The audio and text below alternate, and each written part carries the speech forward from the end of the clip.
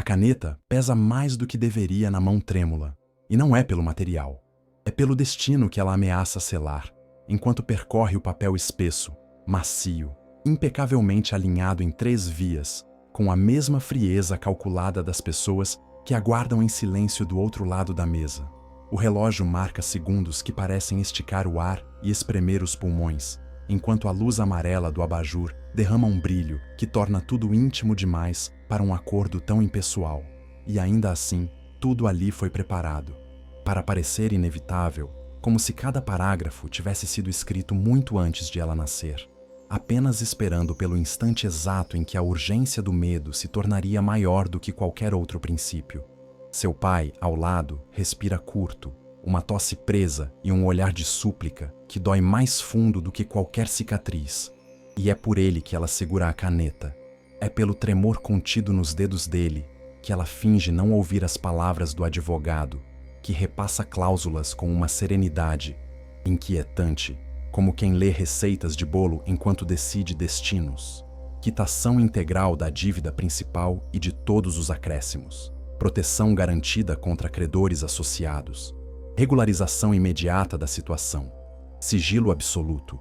E, no coração do texto, a promessa que arranca lágrimas de alívio do pai, ao mesmo tempo em que semeia um desespero mudo nela, porque a cada termo confirmado, a cada assinatura de rubrica, a porta atrás parece se fechar mais, engolindo qualquer chance de recuo, e então vem a página final, discreta, escondida sob as demais como se fosse apenas formalidade, e o advogado a vira com o mesmo cuidado com que se vira um véu, revelando a última frase que não pede interpretação nem metáforas.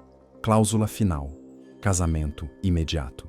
Ela tenta respirar e não consegue. Tenta rir de nervoso e a garganta não abre. Tenta olhar para o pai e se proíbe, com medo de ceder à tentação de voltar atrás. Mas não há atrás. Só existe a borda de um precipício onde se escolhe cair para que outro não seja empurrado.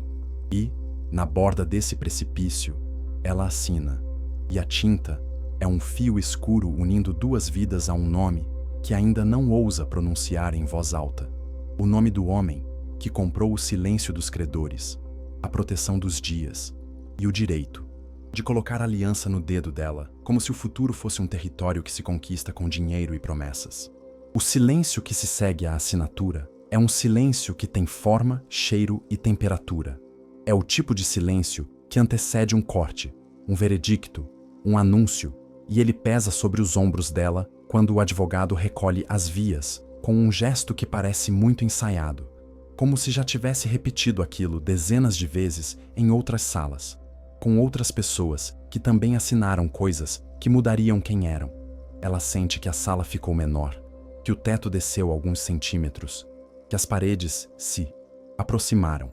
E essa impressão não é fantasia quando a porta se abre e 2 homens entram em silêncio absoluto, impecáveis, discretos, com olhares que não se desviam para as fotografias antigas nas molduras, nem para a xícara esquecida, nem para o retrato do pai sorrindo em dias melhores.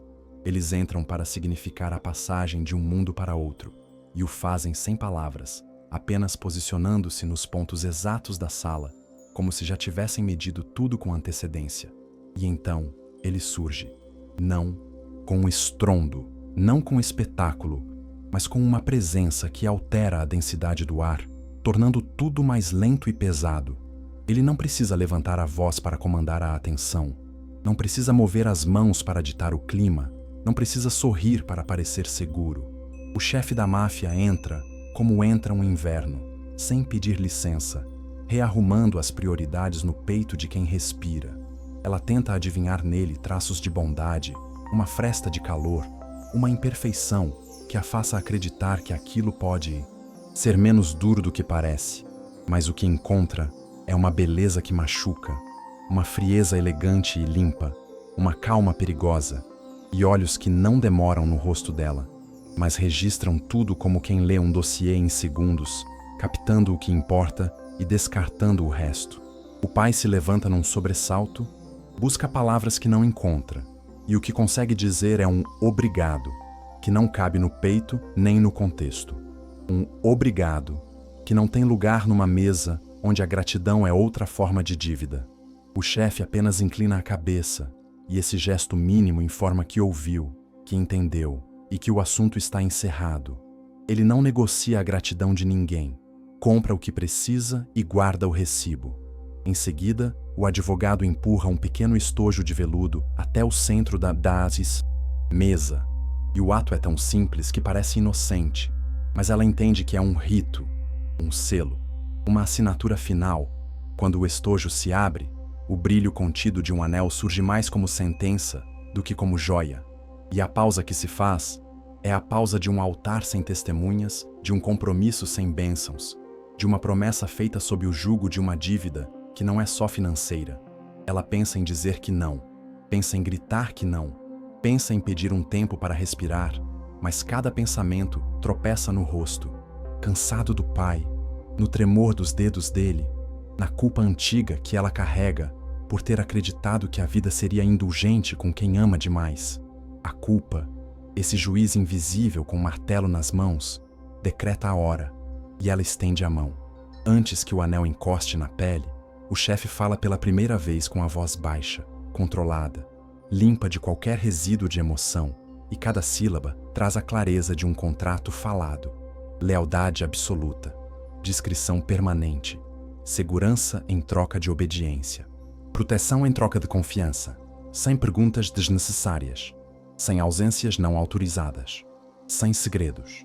Não há espaço para mal-entendido nem para adorno. É um mapa reduzido do novo território, com cercas nítidas e placa de propriedade. A palavra lealdade fica martelando como um sinônimo severo de liberdade confiscada, mas, paradoxalmente, ali, naquele instante, soa como a única ponte que liga o pai à sobrevivência. Ela sente o metal frio no dedo, e o toque é mais real do que a sala, do que o abajur, do que a fotografia, mais real do que qualquer promessa que tenha feito a si mesma. Aquele anel não pesa por quilates, pesa por significado. É um círculo sem porta, e no entanto, ela entra. Há uma dignidade silenciosa na forma como ela endireita os ombros, como recolhe as lágrimas antes que elas aconteçam, como escolhe não fazer escândalo, não implorar, não se ajoelhar. A força que ela encontra não é a força romântica das histórias, é a força prática de quem aprendeu que sobrevivência exige atos que ferem, mas salvam. Ela não está apaixonada, e não precisa estar. Ela não gosta dele, e não finge que gosta. Ela sabe quem ele é, e ele sabe quem ela é.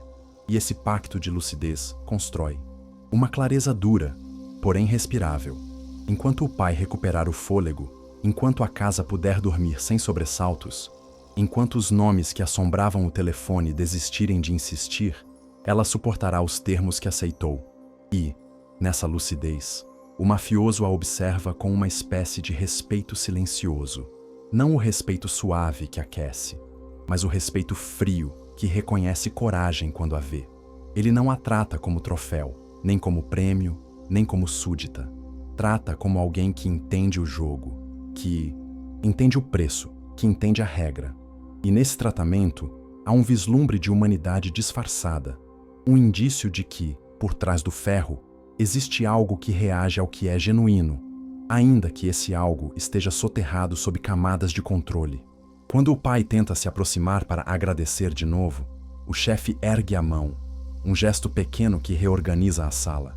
A partir de agora, ele está seguro, diz, e o verbo no presente cai como uma manta sobre a angústia do homem, que evapora por um instante, permitindo um sorriso torto, um alívio que tem gosto de choro.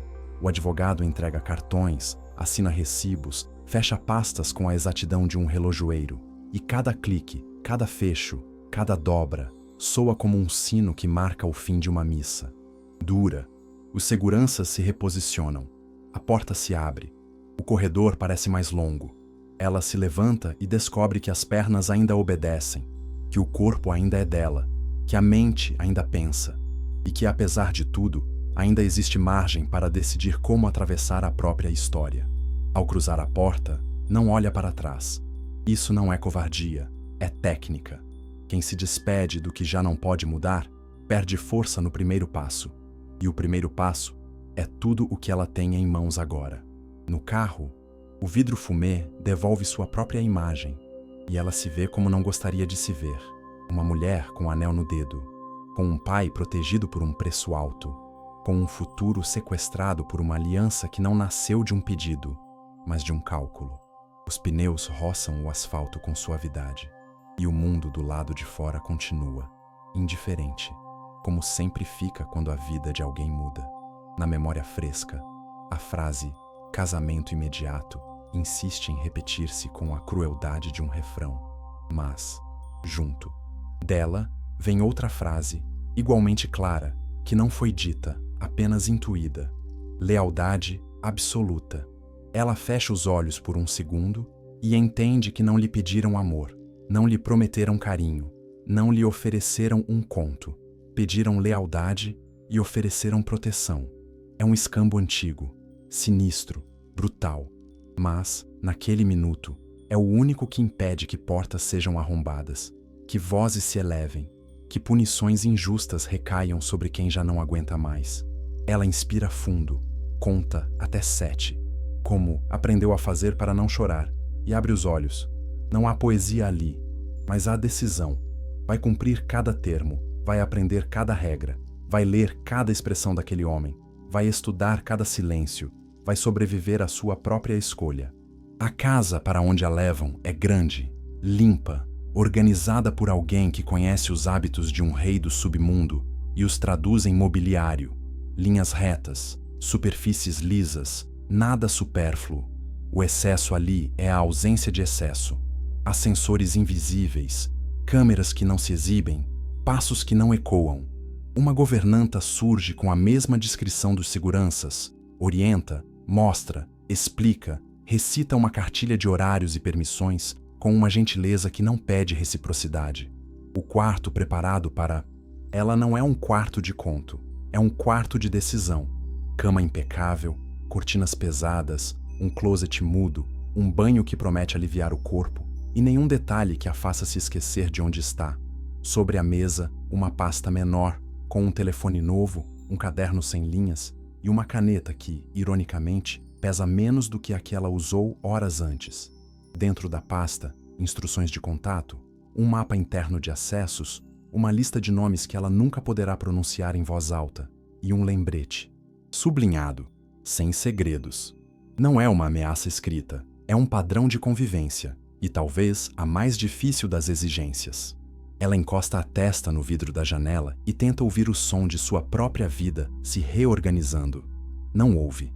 O que percebe, em vez disso, é uma calma artificial que cansa, um silêncio que cobra, uma paz que não é dela.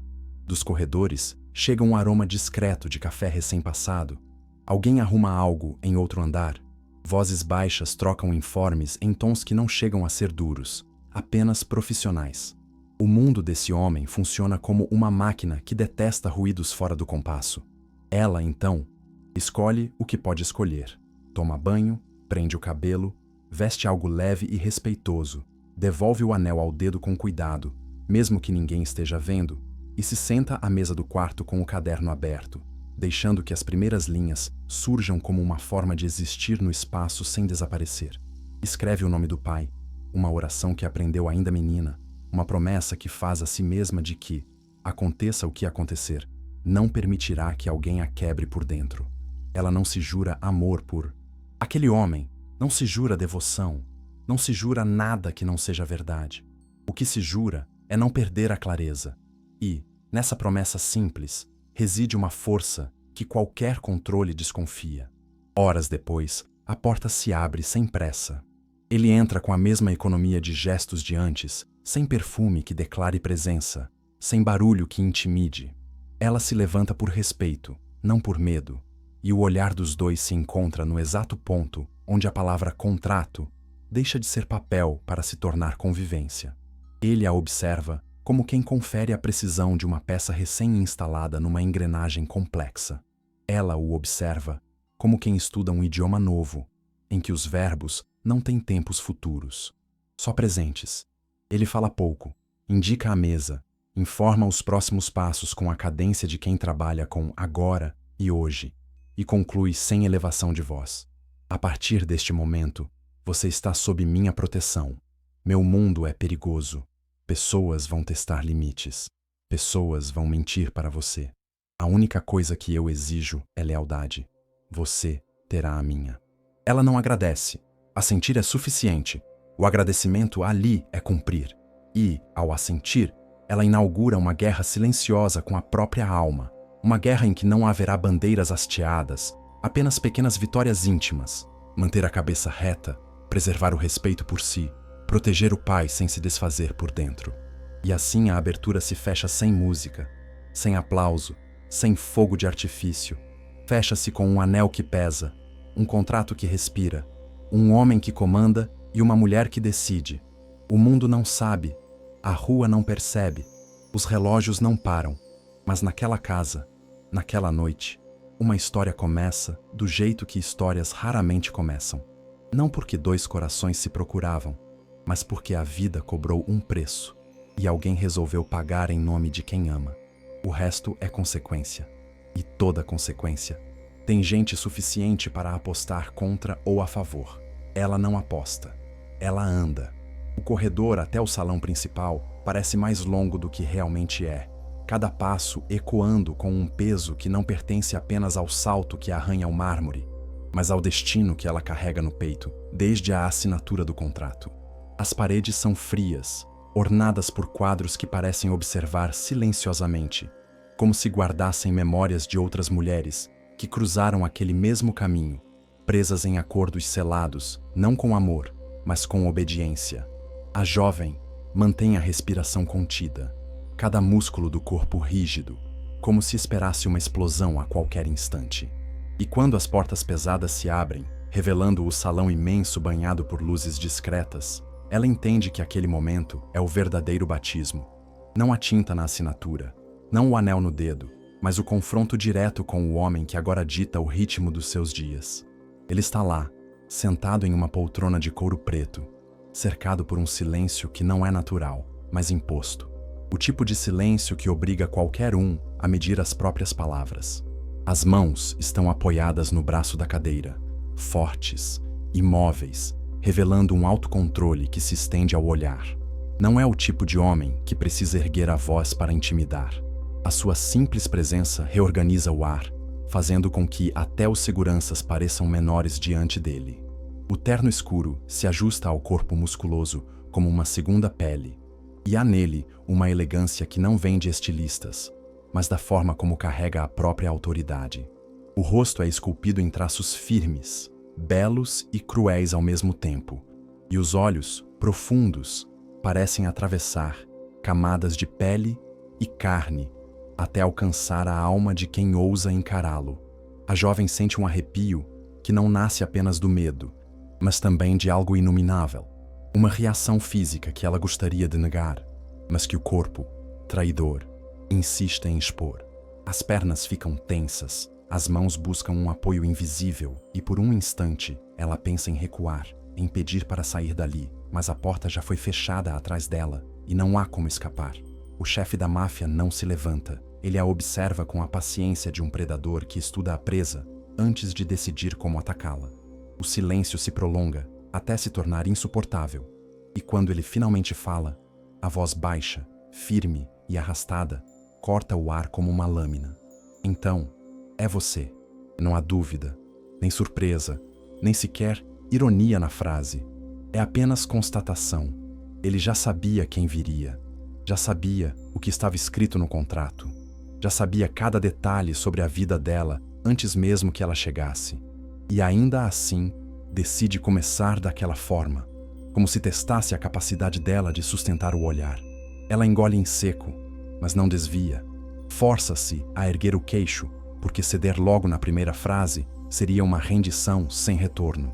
Ele inclina levemente a cabeça, quase como se aprovasse o gesto silencioso de resistência. Bate uma vez com o dedo no braço da cadeira e o som ressoa como uma ordem disfarçada. Sente-se. A voz não sobe, mas é impossível desobedecer. Uma das cadeiras diante dele está disposta como se já tivesse sido preparada para aquele momento, e ela ocupa o lugar lentamente, tentando não demonstrar a pressa da própria respiração. Assim que se acomoda, percebe que a distância entre eles não é tão grande quanto imaginava, e a proximidade a deixa vulnerável. Pode sentir o perfume discreto dele, amadeirado e marcante, a mistura perfeita entre sofisticação e perigo. O mafioso apoia os cotovelos sobre a mesa baixa que os separa e, sem desviar os olhos, deixa escapar uma frase que soa mais como aviso do que como curiosidade. Você sabe o que assinou? O coração dela dispara, mas a mente insiste em manter o controle. Ela não quer parecer ingênua, embora o seja. Não quer parecer assustada, embora esteja em pânico. Assinei para proteger meu pai. A voz sai mais firme do que esperava. E por um instante, ela mesma se surpreende. Ele arqueia uma sobrancelha, analisando não apenas as palavras, mas o tom em que foram ditas. Proteção tem preço. Sempre teve. Ele se inclina um pouco mais, aproximando o rosto, e a intensidade do olhar quase a faz recuar. E agora, o preço é você. A frase não é metáfora, não é jogo, é sentença. Ela sente como se as correntes invisíveis se fechassem ao redor dos pulsos. Ainda assim, há uma fagulha de fogo dentro dela que se recusa a apagar. Eu cumpri minha parte. Agora, é sua vez de cumprir a sua. O silêncio que se segue é aterrorizante. Os seguranças trocam olhares discretos, como se esperassem uma explosão.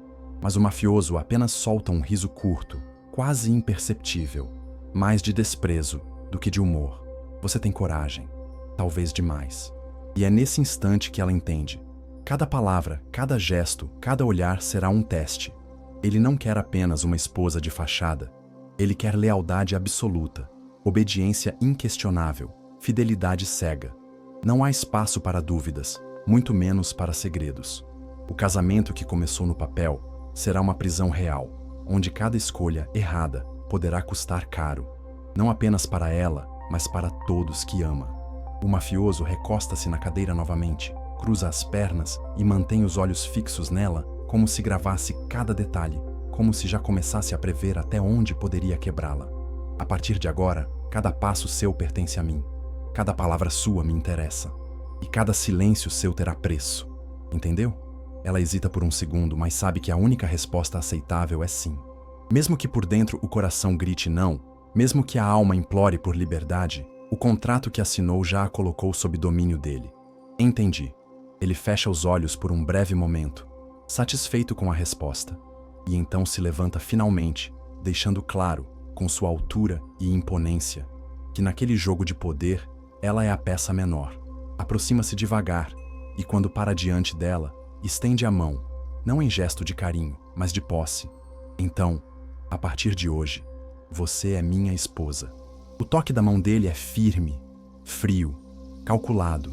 Não há calor, não há ternura, apenas controle absoluto.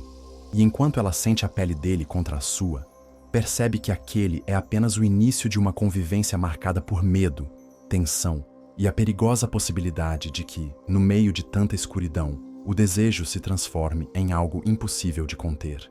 A manhã seguinte não começa com o sol filtrando-se pelas cortinas pesadas do quarto, nem com o canto de pássaros ou qualquer som familiar de vida comum. Começa com o barulho seco da porta se abrindo, sem que ninguém tenha batido antes, e com a figura rígida da governanta que entra carregando uma pasta em mãos. O gesto é formal, frio, e quando ela deposita o objeto sobre a mesa, o faz como quem entrega uma sentença. A jovem ainda está sentada à beira da cama, os olhos cansados pela insônia, e sente a garganta secar antes mesmo de tocar no que foi deixado.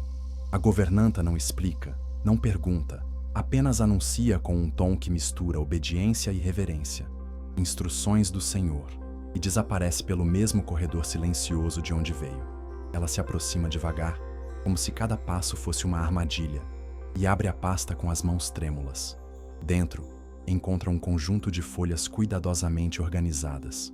Não são palavras aleatórias, são ordens, regras claras, limites definidos, linhas que separam o que pode e o que jamais deve ser feito.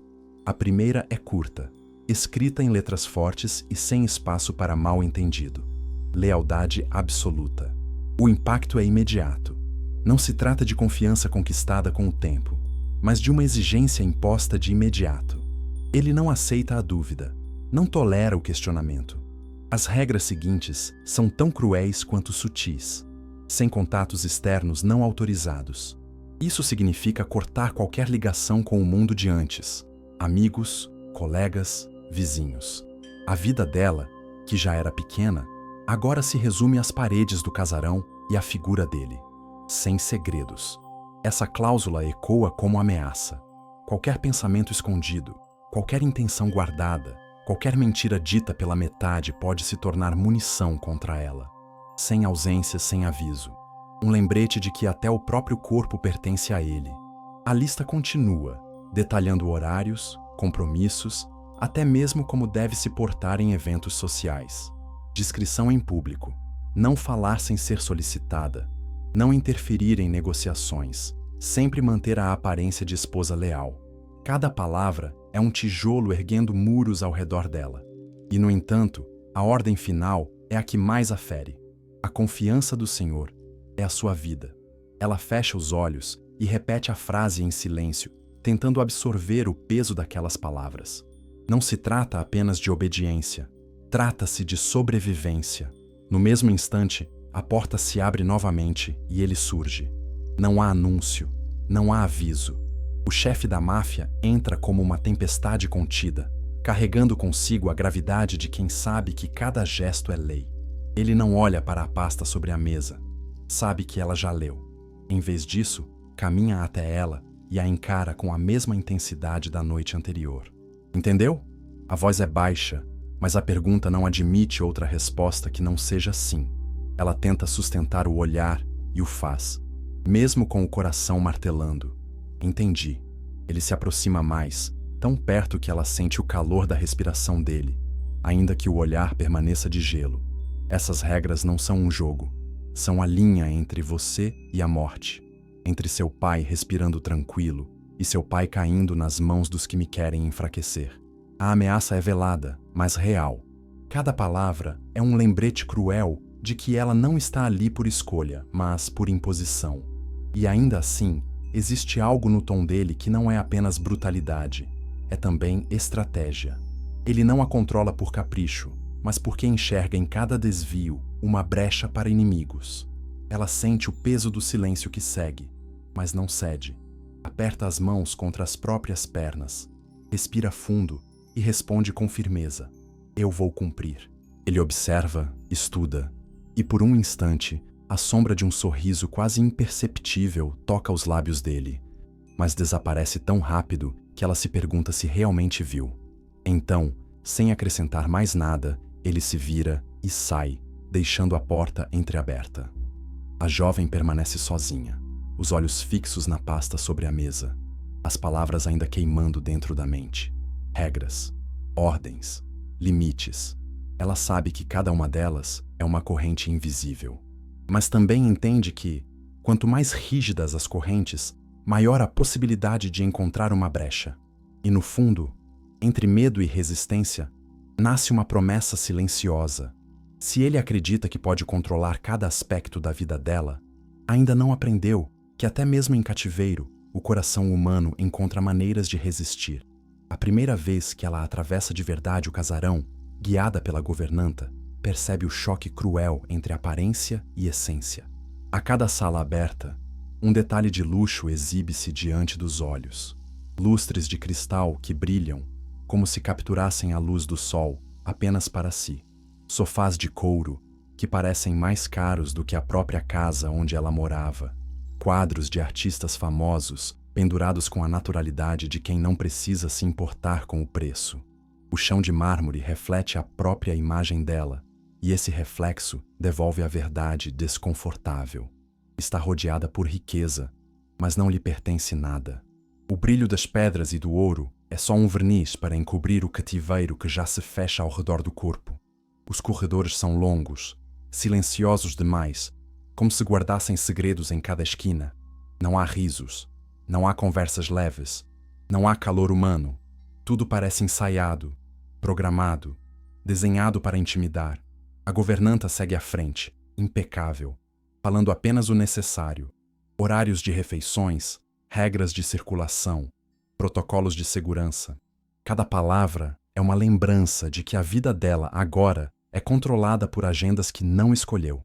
O quarto em que passa a noite parece mais um cofre do que um lar. cama enorme, lençóis de seda, cortinas pesadas que bloqueiam até a luz natural. Um closet cheio de roupas que jamais compraria. Vestidos, sapatos, joias, tudo cuidadosamente selecionado para transformar sua imagem em reflexo perfeito da esposa de um chefe da máfia. Mas ao mesmo tempo, tudo aquilo grita com uma ausência. Não há escolha. Ela toca as roupas penduradas, sente o tecido escorregar entre os dedos, e cada peça parece ter sido escolhida, não para agradar, mas para aprisionar. Cores sóbrias, cortes elegantes, padrões que revelam disciplina, não personalidade. Não importa o que vestir, sempre carregará a marca de que pertence a ele. E essa é a contradição que a sufoca. O luxo que deveria encantar se torna uma prisão dourada. Não há alegria em vestir seda quando não se pode decidir a própria vida. Não há prazer em andar sobre mármore quando cada passo é vigiado. Na primeira refeição, sozinha em uma mesa que poderia comportar 20 pessoas, o silêncio pesa mais que qualquer fome. A comida é impecável. Pratos refinados, vinhos raros, sobremesas preparadas com arte. Mas o sabor se perde porque tudo é imposto. Até mesmo comer parece um ato ensaiado, fiscalizado por olhos que não estão ali para servir, mas para observar. O garfo pesa como ferro, e cada mordida é engolida junto com o amargo da sensação de ser uma boneca em exposição. O luxo não alimenta, oprime. Quando tenta caminhar pelos jardins, 2 homens a seguem discretamente, como sombras. Não se aproximam, mas a simples presença deles anuncia que até o ar livre tem grades invisíveis. As flores, as árvores, a fonte de água clara, tudo perde cor diante da certeza de que ela nunca estará realmente sozinha. Os passos são monitorados, o tempo é cronometrado.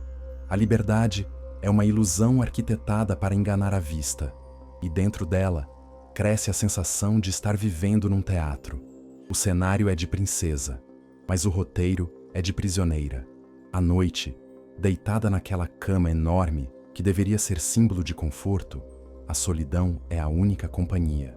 Não há ruídos de vizinhos, não há vozes familiares, não há cheiro de casa. Apenas o silêncio pesado e constante, quebrado às vezes pelos passos firmes dos seguranças que rondam os corredores. A cada batida no assoalho, ela lembra que sua vida foi vendida em troca de uma promessa de proteção.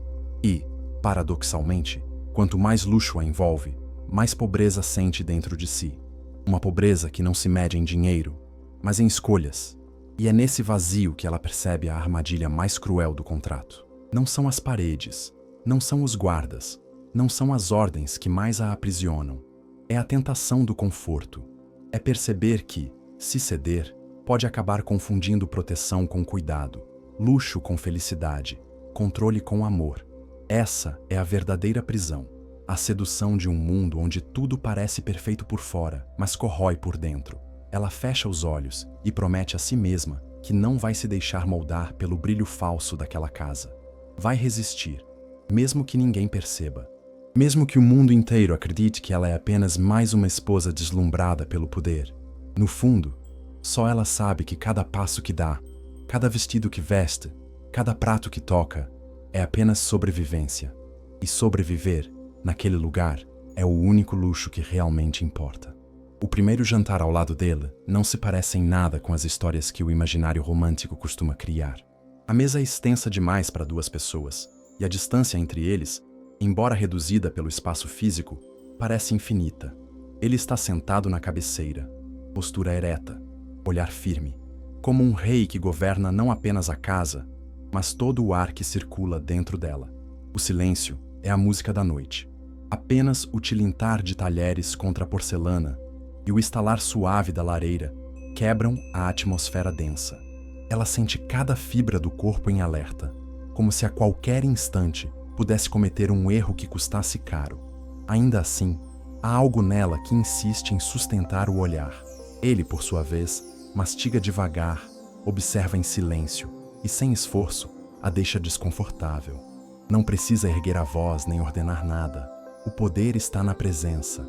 E exatamente por isso, o desconforto logo começa a se confundir com uma sensação proibida. Quanto mais ela tenta desviar os olhos, mais se vê compelida a olhá-lo de novo. A postura dele é impecável, os traços do rosto perfeitos demais para parecerem humanos. A forma como leva o copo de vinho à boca beira a provocação. Cada gesto é estudado, e o corpo dela reage, apesar da mente gritar que não deve. O coração acelera, as mãos suam, e um calor estranho percorre a pele.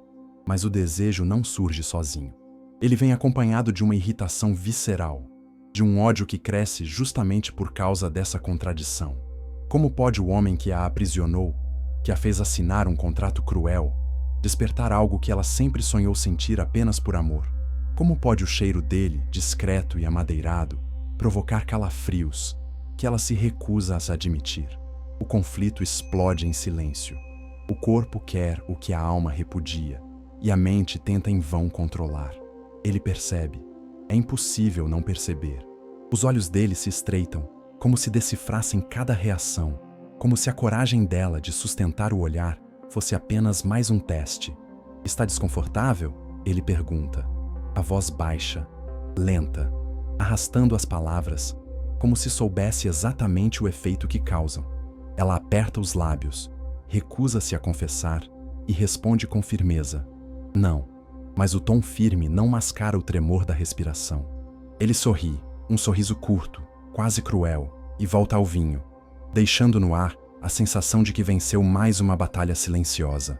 A raiva dela cresce.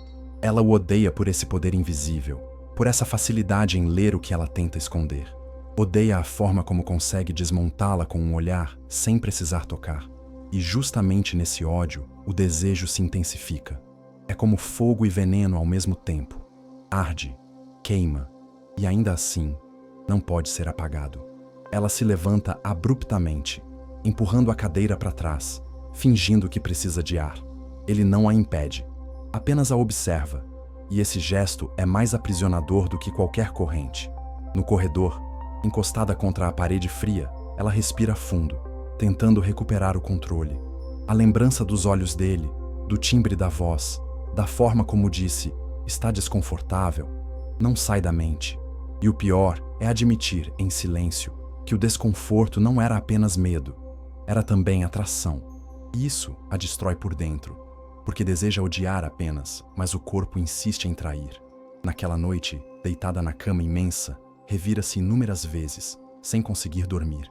Cada vez que fecha os olhos, é o rosto dele que surge, o frio calculado do olhar, o sorriso de canto, a voz grave que penetra como comando, e misturado ao ódio, vem o fogo que ela não consegue extinguir.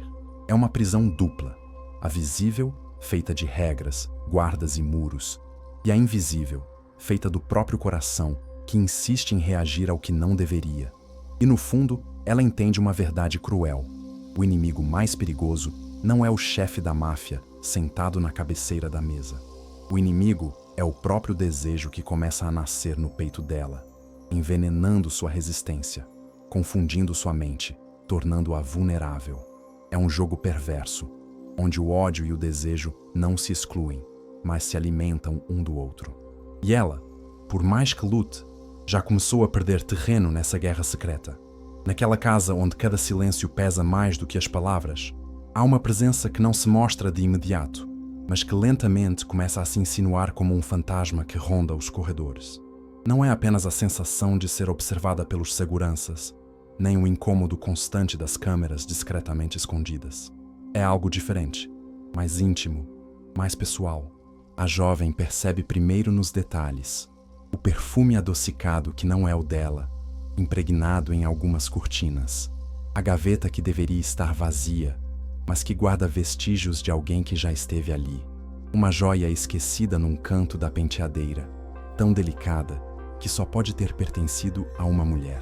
Tudo parece indicar que aquele casarão já foi palco de uma história que não terminou, apenas se escondeu entre as paredes. O desconforto cresce quando, durante um jantar formal, com convidados do mundo sombrio dos negócios dele, ela nota olhares sutis, comentários murmurados e sorrisos envenenados. Alguns se referem a ela como a nova esposa, mas não como quem celebra uma união, e sim como quem comenta a substituição de uma peça em um jogo maior. Há insinuações veladas, frases que ficam no ar. Será que ela sabe? Será que vai aguentar? Não é a primeira. O coração dela se aperta e o ódio silencioso contra aquele homem aumenta, porque ele nada explica, nada revela, apenas a deixa ali, exposta, como se quisesse testá-la diante da sombra de outra mulher. A primeira vez que realmente a vê, não é num encontro formal, mas num lapso quase fantasmal. Ela está caminhando pelo jardim, tentando aproveitar alguns minutos de ar livre, quando percebe uma silhueta de longe, parada sob a sombra de uma árvore. Alta, elegante, um vestido escuro que molda o corpo com perfeição. O rosto não é claro à distância, mas os olhos, mesmo de longe, têm um brilho de desafio. Não há necessidade de palavras. A simples postura daquela mulher transmite soberania. Não é uma visitante qualquer. Não é alguém que veio por acaso. É alguém que pertence àquela casa de um jeito que a jovem recém-chegada não consegue compreender. Quando tenta se aproximar, a silhueta se move lentamente e desaparece pelo corredor lateral, como se tivesse se dissolvido no próprio ar. As perguntas explodem na mente dela, mas não há a quem recorrer. Se ousasse perguntar ao marido, saberia que a resposta seria silêncio ou ameaça. Se recorresse à governanta, ganharia apenas olhares frios.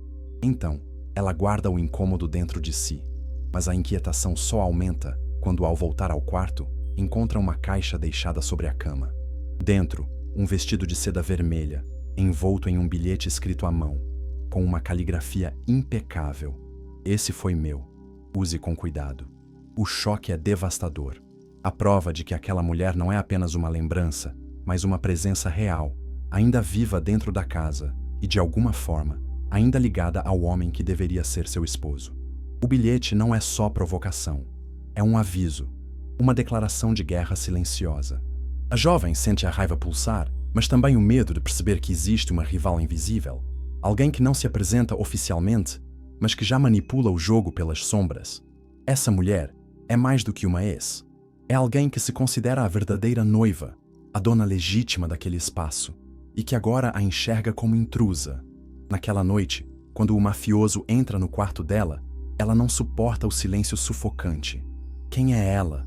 Pergunta com a voz firme, mesmo que o peito bata em desespero. Ele para no meio do quarto, os olhos escurecem, e a tensão cresce como uma tempestade prestes a explodir. Mas ele não responde. Apenas se aproxima, toma o bilhete da mão dela, o amassa devagar e joga na lareira acesa. O fogo consome as palavras, e ele apenas diz, baixo, implacável: não a mencione de novo. O recado está dado.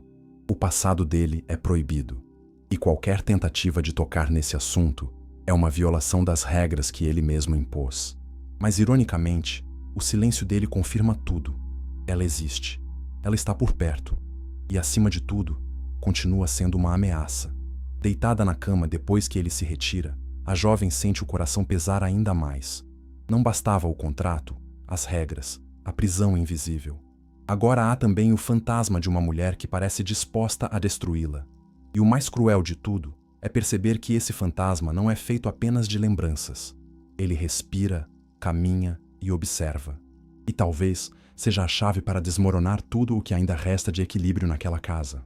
Os dias seguintes, aquela aparição silenciosa, trazem para a jovem uma nova camada de desconfiança. Ela já aceitara a prisão dourada, os guardas invisíveis e as regras sufocantes. Mas agora existe uma sombra que a persegue. A certeza de que alguém, além do próprio marido, a vigia com intenções ocultas. Cada canto da casa parece esconder olhos. Cada corredor parece sussurrar segredos. A presença da noiva secreta não é apenas uma ameaça emocional. É um veneno que escorre devagar pelas frestas, contaminando tudo o que toca. A jovem percebe isso no detalhe das portas que encontram-se entreabertas quando ela tem certeza de tê-las fechado, nos objetos deslocados alguns centímetros de onde deixara, no eco discreto de passos quando se levanta à noite para buscar um copo d'água. Nada ali é realmente dela, nem o espaço, nem o silêncio, nem mesmo os pensamentos. É nessa atmosfera densa que algo mais grave começa a se revelar. Certo dia, ao passar pela sala de reuniões, ela ouve vozes abafadas por trás da porta entreaberta. O coração dispara, mas a curiosidade é mais forte do que o medo. Ela se esconde, mantendo a respiração presa, e escuta o diálogo entre dois homens que reconhece de jantares anteriores, capangas de confiança do marido. O agiota fez exatamente como ela mandou, diz um. Ele não questionou nada, só seguiu a ordem. Nem percebeu que estava apenas sendo um fantoche. A palavra agiota é um punhal no peito dela. É dele que o pai sofrera as ameaças. É por causa dele que ela assinara o contrato. Mas quem seria ela?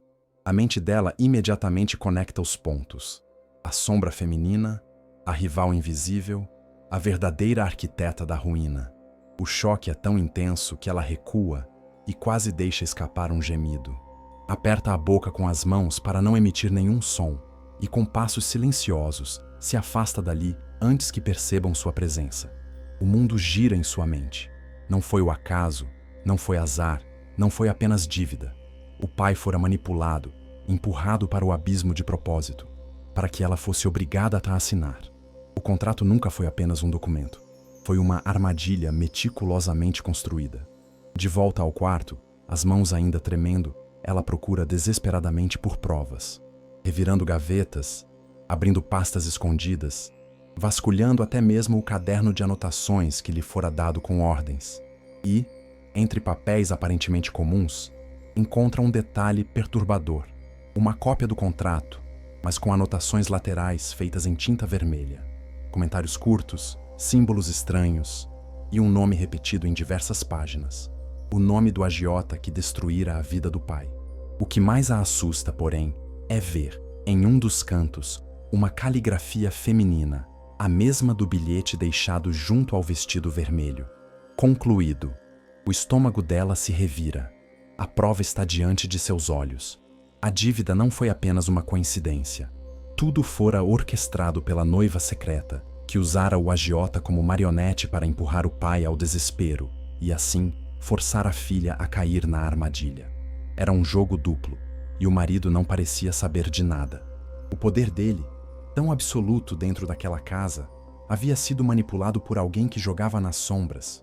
O peso da descoberta quase a derruba, mas, ao mesmo tempo, desperta algo nela que não sentira antes: a necessidade de lutar. Se antes sobreviver era seu único objetivo, agora existe uma nova força: a raiva. O ódio não é apenas pelo marido que a aprisionou, mas pela mulher que ousou usar seu pai como peça descartável em um tabuleiro de vingança. Ela respira fundo, fecha a pasta e guarda tudo de volta, mas sua mente já não é mais a mesma. A jovem inocente e resignada começa a dar lugar a alguém que observa, calcula, analisa. Nas noites seguintes, ela finge estar mais submissa, mais calada, mais obediente. Aceita as roupas, os horários, os jantares intermináveis. Mas, por trás dos olhos baixos, está sempre alerta. Cada olhar trocado entre os capangas, cada gesto da governanta, cada silêncio do marido passa a ser interpretado como pista. E, pouco a pouco, ela aprende a decifrar o ambiente onde vive, como se fosse um campo minado. O que antes era prisão, agora se torna laboratório de espionagem. No íntimo, uma promessa nasce. Ela não será apenas vítima da conspiração. Vai encontrar as falhas, vai desmascarar a rival, vai virar o jogo. Porque, se até o amor pode nascer de ódio, a vingança também pode nascer de dor. E naquele casarão onde nada é realmente dela, ela decide apropriar-se do único poder que ainda possui, o de observar em silêncio até a hora certa de atacar. O poder dele sempre se mostrou como muralha, voz baixa que comanda, olhar firme que cala, postura ereta que intimida. Mas com o tempo, entre noites silenciosas e encontros tensos, pequenas fissuras começam a aparecer naquela máscara de ferro que o mundo inteiro teme. Não são gestos grandiosos, nem confissões declaradas. São detalhes quase invisíveis, que apenas alguém forçado a conviver sob o mesmo teto consegue notar. A primeira fissura surge numa madrugada em que ela se levanta, atormentada pela insônia, e atravessa os corredores escuros. Ao chegar à biblioteca, encontra-o sentado diante da lareira apagada, um copo intacto na mão e o olhar perdido em fotografias antigas, guardadas em um porta-retratos esquecido. Ele não percebe a presença dela de imediato, e por alguns segundos ela vê um homem diferente. Ombros pesados não pela arrogância, mas pelo peso do passado. Olhos cansados não pelo excesso de poder, mas pela solidão. É um instante breve, mas suficiente para plantar uma dúvida. Será que existe algo além do mafioso implacável? Quando ele percebe que está sendo observado, a transformação é imediata. Fecha o retrato, recompõe a postura e lança sobre ela o mesmo olhar cortante de sempre. Não deveria estar aqui. A voz soa como uma ordem, mas não consegue apagar a lembrança do que ela viu segundos antes. Ela obedece, recua, mas guarda dentro de si a certeza de que presenciou uma verdade que ele nunca deixaria escapar de propósito. Em outra ocasião, durante um jantar, um capanga entra apressado para trazer notícias de um ataque contra seus homens.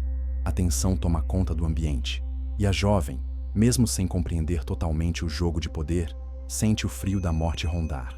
Os homens ao redor se agitam, mas ele permanece calmo, ouvindo tudo em silêncio. Quando o mensageiro termina, o chefe dá ordens rápidas, sem elevar o tom, mas a rigidez da voz deixa claro que não tolera falhas. Ao sair, no entanto, ele leva a mão ao peito, de forma quase imperceptível, como se o coração doesse por carregar tantas batalhas. O gesto é rápido, escondido, mas ela vê. E no silêncio que segue, percebe que a frieza dele não é ausência de sentimentos, mas um escudo erguido para não ser devorado pelo próprio mundo. Com o tempo, outras brechas surgem.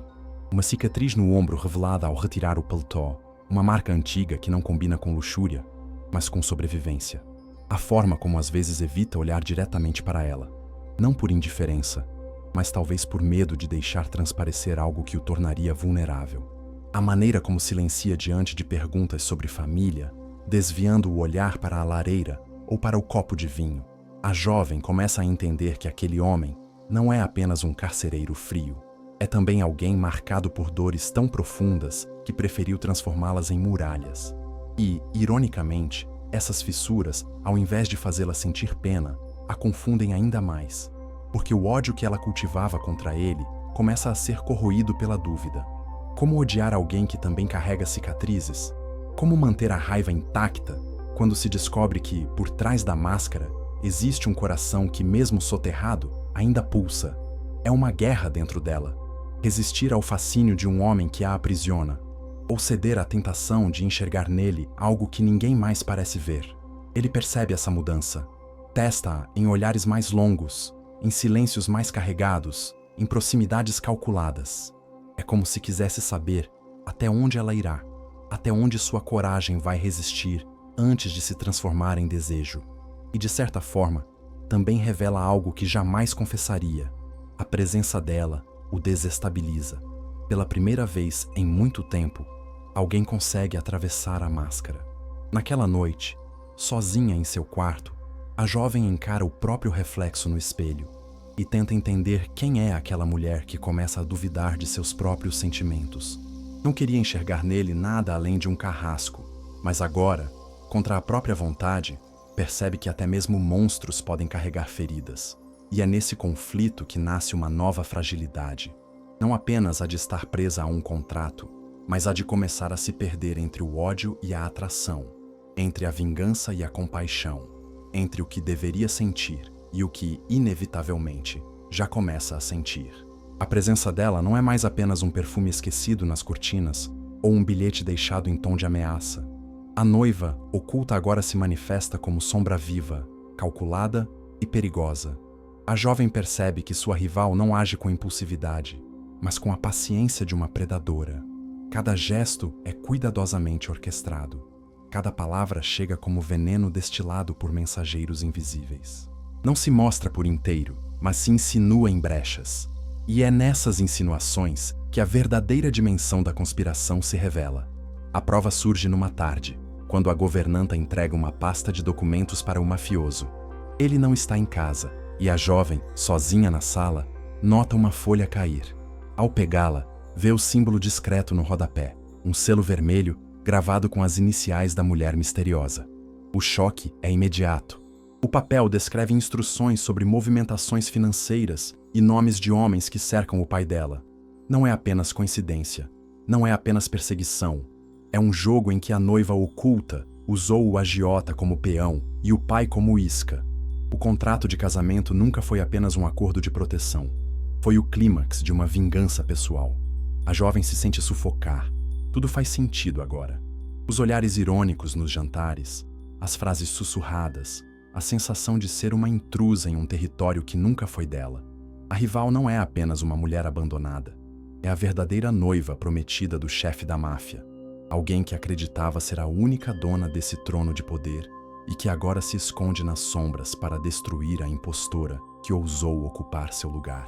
Mas o que mais fere é perceber que ela não foi apenas vítima do contrato.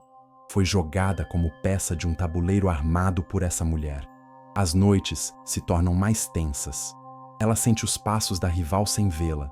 Percebe sua influência nos olhares de alguns seguranças, nos sussurros das criadas, nas interrupções repentinas de conversas quando ela entra no salão.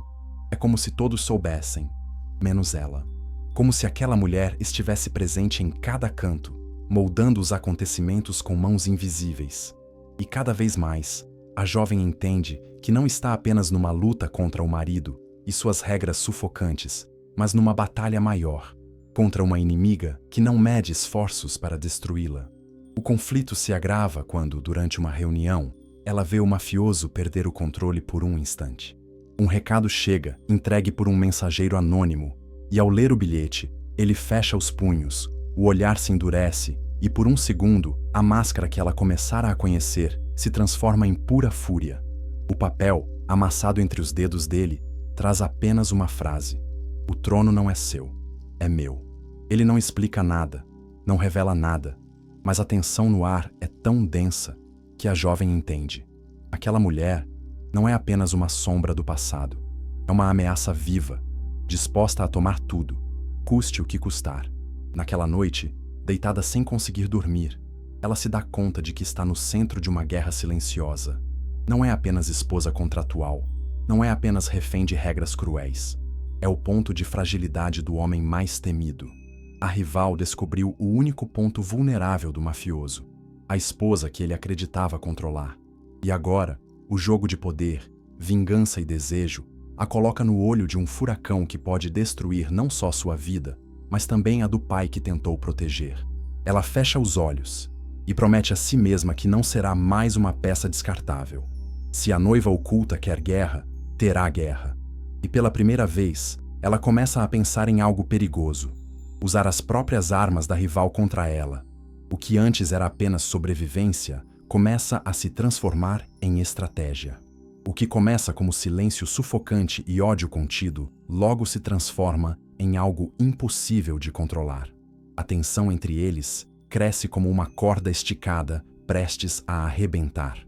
Cada jantar, cada troca de olhares, cada proximidade calculada é um jogo de poder que arde embaixo da pele. O corpo dela reage mesmo quando a mente grita que não deveria. Ele, sempre frio, começa a se aproximar com mais ousadia. Um toque aparentemente casual no ombro, uma mão que guia a dela ao erguer uma taça, um olhar prolongado que a deixa sem ar. Não são carícias de afeto, mas de domínio, e ainda assim, despertam nela um fogo que não consegue apagar. Naquela noite chuvosa, o estalo acontece. Estão sozinhos na biblioteca, ele revisando documentos, ela tentando se concentrar num livro que não lê de verdade. O som da chuva contra as janelas amplia o silêncio. De repente, ele fecha a pasta com força, ergue o olhar e a encara como se não houvesse mais nada no mundo além dela. A intensidade daquele olhar a prende no lugar. Quando ele se levanta e caminha devagar em sua direção, cada passo parece ecoar dentro do peito dela. E quando finalmente para diante dela, não diz nada. Apenas a segura pelo rosto, firme, como se fosse impossível deixá-la escapar. O beijo que vem a seguir não é suave, não é romântico. É possessivo, avassalador, uma colisão de raiva, desejo e poder. Ela resiste por um instante, empurra o peito dele, mas o corpo trai a mente. O calor que explode naquele contato é arrebatador. O ódio que ela sente se mistura ao desejo que não consegue controlar. O beijo se torna batalha, cada um tentando dominar o outro, cada gesto carregado de desafio e rendição ao mesmo tempo. Quando finalmente se afastam, ofegantes, os olhos dela ardem de raiva e vergonha. Eu te odeio, ela sussurra. Ele sorri, um sorriso frio, mas dessa vez não cruel, e responde: odeie o quanto quiser. Seu corpo já me respondeu. A frase a dilacera. Como pode estar permitindo isso? Como pode sentir prazer no toque do homem que a aprisiona? A mente implora para que o rejeite, mas a lembrança do beijo insiste em queimar. Naquela mesma noite, deitada na cama, os lábios ainda latejam, e o ódio se confunde com desejo de novo. Ela percebe com horror que está enredada em uma armadilha ainda mais perigosa. Não apenas o contrato, não apenas a vigilância, mas a atração que cresce cada vez que se confrontam. E como se não bastasse esse tormento, o fantasma da noiva oculta volta a se insinuar. Nos corredores, a jovem encontra uma rosa vermelha deixada sobre a mesa de jantar, acompanhada de mais um bilhete. Você pode ter o corpo dele, mas nunca terá a alma. A mensagem é veneno puro e dessa vez a jovem não sente apenas medo, sente raiva. Raiva de ser usada como joguete, de ser provocada em sua própria prisão. Raiva de perceber que a rival observa cada passo, cada gesto, até mesmo os momentos íntimos, que deveriam ser secretos. O coração dela entra em guerra, entre o ódio pelo homem que a fez assinar o contrato e o desejo que ele desperta sem esforço, entre a repulsa pela prisão e a tentação de se entregar ao fogo que cresce em cada encontro, entre a humilhação imposta pela rival e a vontade de revidar com a mesma intensidade. O que era apenas sobrevivência se transforma num terreno minado de emoções, onde cada passo errado pode destruir não apenas sua dignidade, mas também sua sanidade. No fundo, porém, nasce um pensamento perigoso. Se até o desejo pode surgir do ódio, talvez a vingança também possa nascer da paixão. E é nesse fio tênue, nesse abismo entre traição e entrega, que ela começa a caminhar, mesmo sabendo que um único deslize pode custar tudo. O que antes eram apenas suspeitas, agora começa a se materializar em provas, e cada detalhe encontrado pela jovem se transforma em faca que rasga de vez a ingenuidade que ainda restava dentro dela.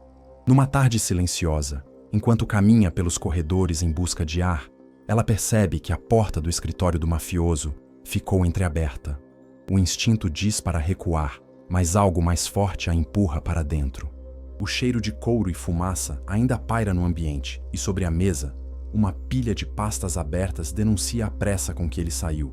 O coração dela dispara, mas os olhos são atraídos para os papéis como se fossem ímãs. Entre contas, contratos e relatórios, um envelope pequeno chama sua atenção. Ao abri-lo, encontra recibos de pagamentos endereçados ao agiota que arruinara o pai.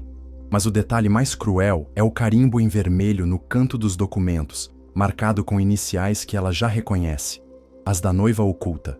O mundo parece girar ao redor dela. Não foi o acaso que destruiu o pai. Não foram dívidas comuns. Foi tudo arquitetado. O agiota não passava de uma marionete manipulada por aquela mulher escondida nas sombras. Cada ameaça, cada cobrança, cada golpe psicológico contra o pai havia sido guiado por instruções precisas. O objetivo nunca foi apenas o dinheiro. O alvo era ela. Forçá-la a assinar, jogá-la nos braços do homem que a rival desejava destruir de dentro para fora. O contrato de casamento não era apenas armadilha.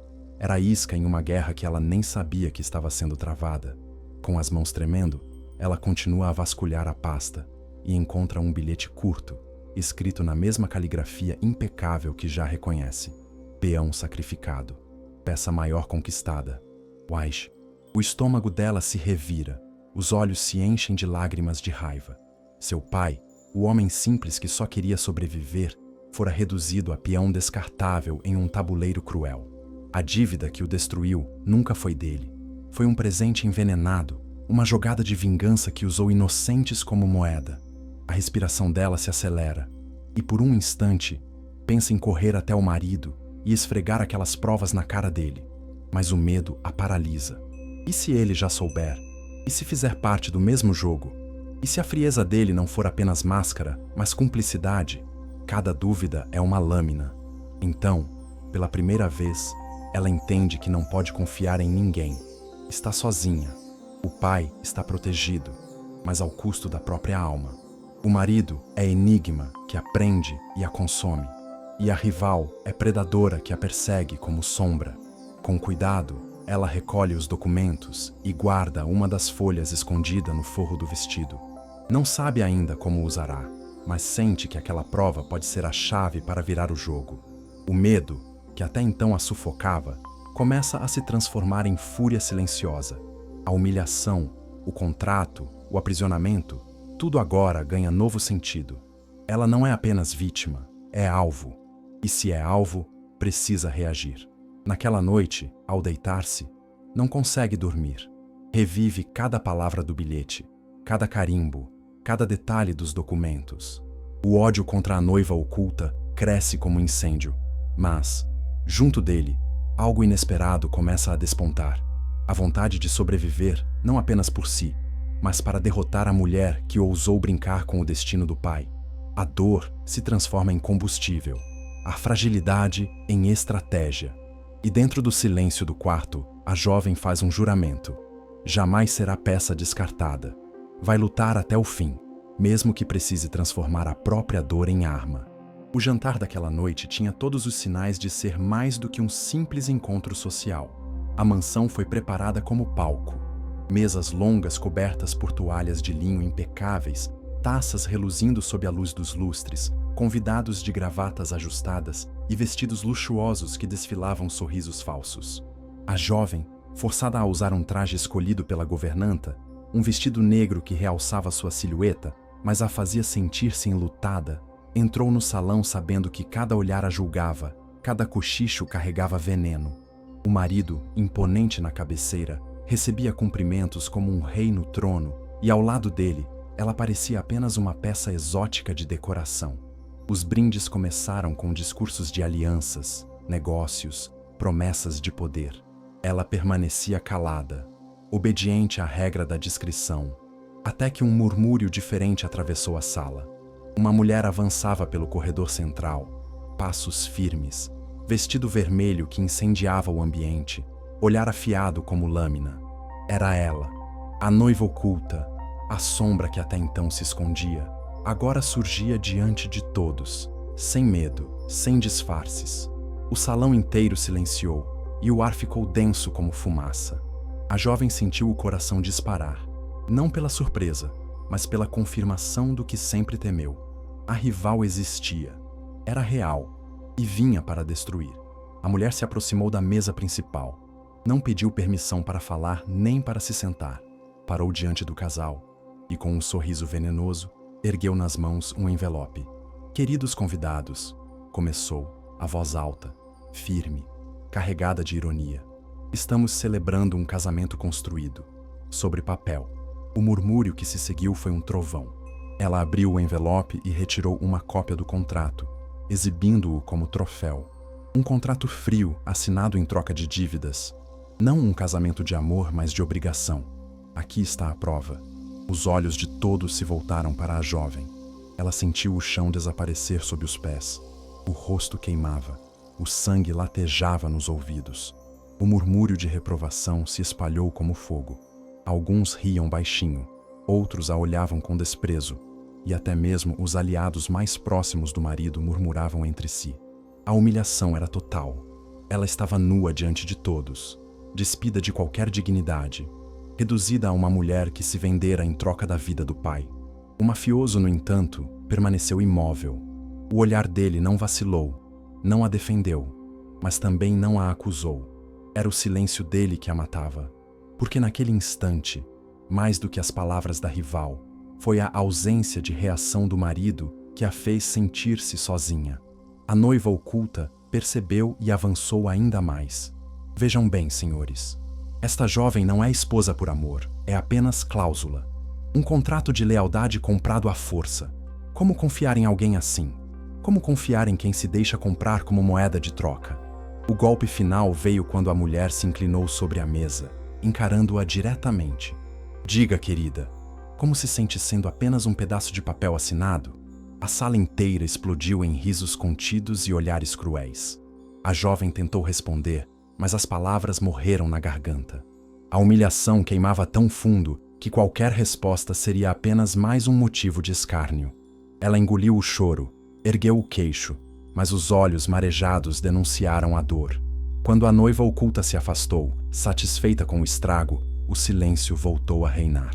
O mafioso apenas ergueu a taça e brindou, como se nada tivesse acontecido. Esse gesto frio, mais do que qualquer palavra, a dilacerou.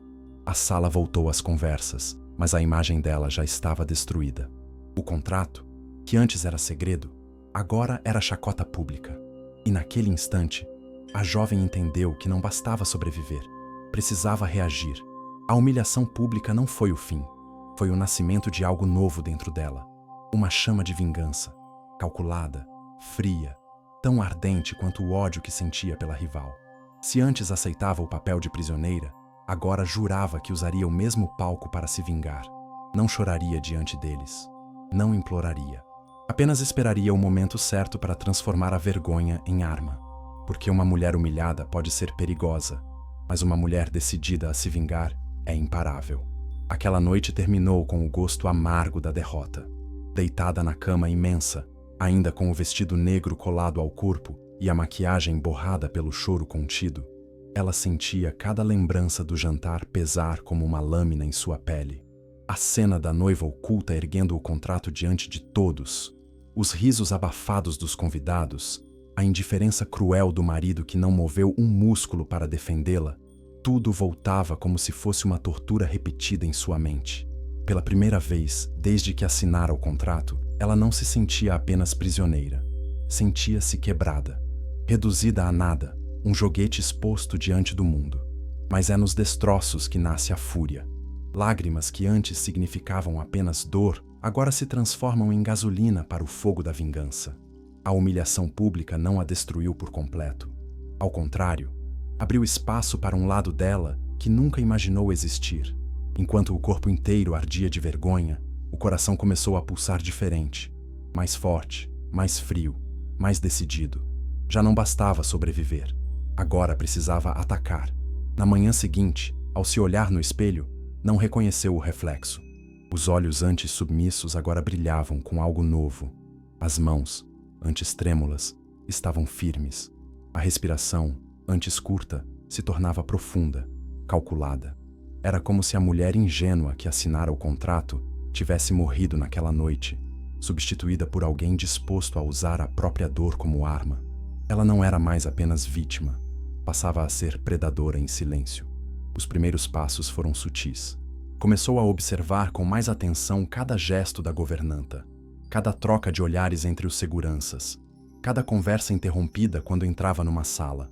A mansão, antes prisão, agora era um tabuleiro. Cada canto guardava segredos, e ela se dedicou a mapeá-los com a paciência de quem prepara uma emboscada. Os documentos escondidos, as anotações da noiva oculta, os bilhetes venenosos, tudo era pista. E, como uma tecelã silenciosa, ela começou a unir os fios. O ódio pelo marido também mudou de forma.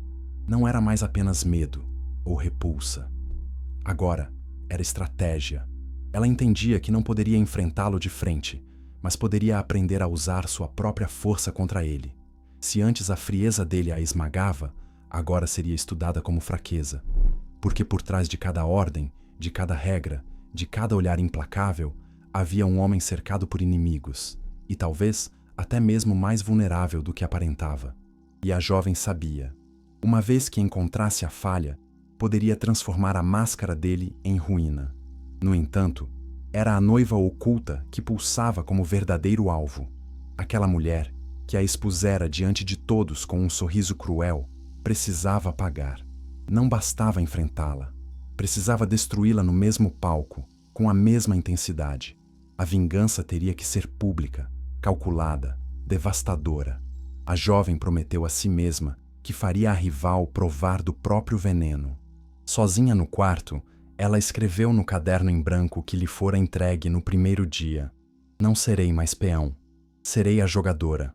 A caligrafia trêmula deu lugar a letras firmes, cada traço impregnado de fúria. E naquela noite, em vez de chorar, ela dormiu com a calma de quem já escolheu um novo caminho, o da vingança. A queda a expôs, a humilhação a feriu, mas a fúria que nasceu do abismo agora se tornava sua maior força. Pela primeira vez, ela não tinha apenas medo, tinha propósito. E esse propósito faria dela alguém impossível de deter. O contrato, antes símbolo de poder absoluto e prisão dourada, começa a perder sua força quando a verdade se revela em toda a sua crueldade.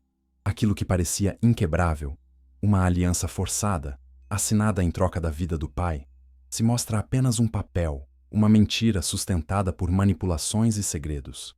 A jovem, agora alimentada pela fúria que a humilhação despertara, encontra a peça final do quebra-cabeça numa noite em que, vasculhando os arquivos da biblioteca, descobre uma segunda versão do contrato, desta vez adulterada.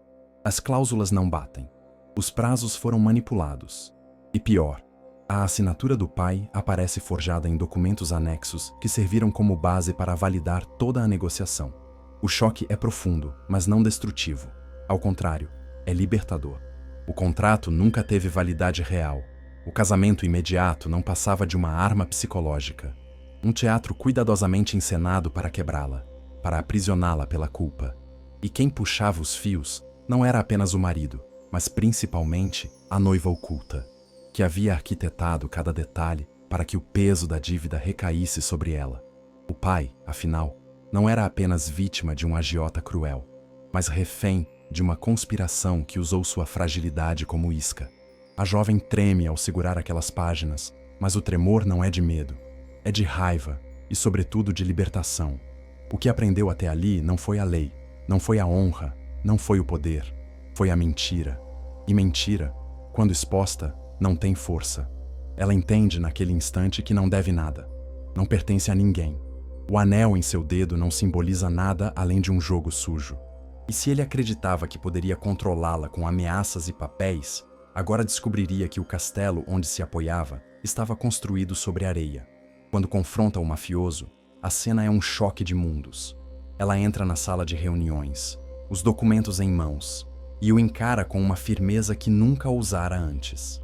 Esse contrato não vale nada, não passa de fraude. A voz dela ecoa, firme, sem tremor, e por um instante, o silêncio dele é tão intenso que os capangas se entreolham, sem saber como reagir. Ele pega as páginas das mãos dela, lê, e o que vê o faz franzir o senho de um jeito que denuncia. Não sabia. A primeira rachadura na muralha se abre diante dos olhos dela. O chefe da máfia, tão acostumado a ser senhor absoluto de tudo, percebe que também foi manipulado. A noiva oculta, a mulher que se julgava soberana, havia mexido até mesmo no que ele acreditava controlar. Por um instante, a máscara dele cai.